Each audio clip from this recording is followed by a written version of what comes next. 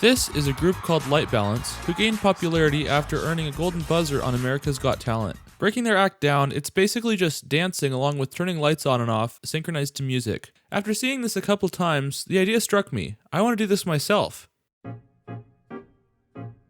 I've got a lot of experience in flashing lights synchronized to music. Not only do I have an annual Christmas light show, I built a miniature stage covered in LEDs for my LEGO minifigs to DJ on. But if I want to do this myself, I'm going to need more than a few lights to flash. I'm going to need dancers and clothes, and it's a lot of work to design and build this. I'll have to come up with a control system for each person and some sort of wireless connection to send the light signals. Well, one thing I can't resist are massive, unrealistic projects, so I sent an email to my drama teacher.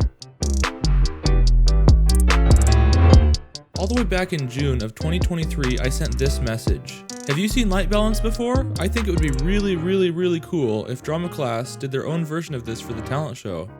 I could do all the lights and music if you and your class do the choreography and dancing. Let me know if you're interested, it's a huge project. When I sent that first message, I really didn't know what I was signing myself up for. A little back and forth email conversation, and I thought this idea wouldn't really surface. But on the 3rd of January this year, I got an email. I was sent a video routine they were using as well as who would be performing. Now it was up to me to create the electronics and everything else that needed to go into this.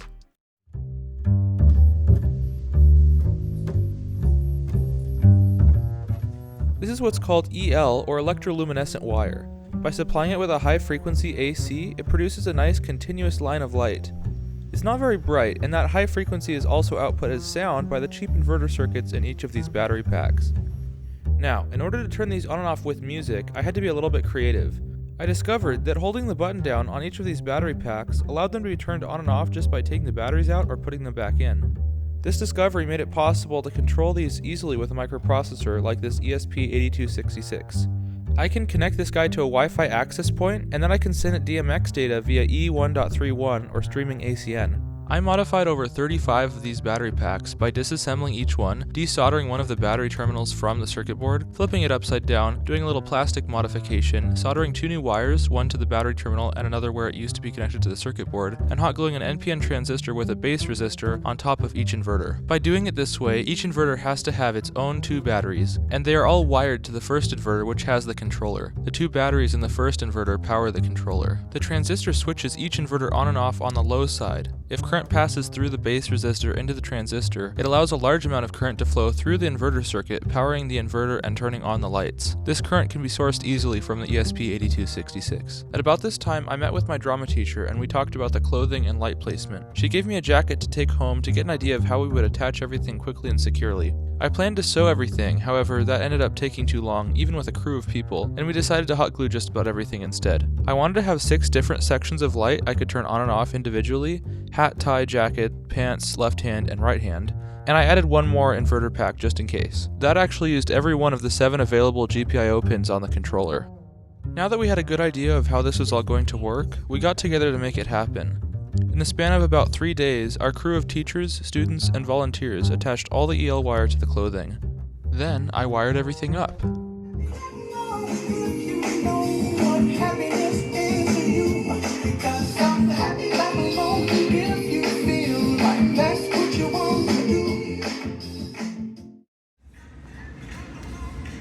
Try to stay together.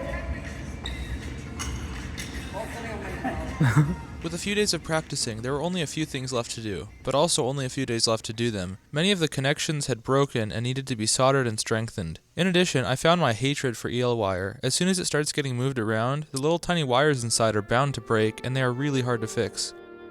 Not only was I responsible for this performance, I was in charge of the AV for this talent show.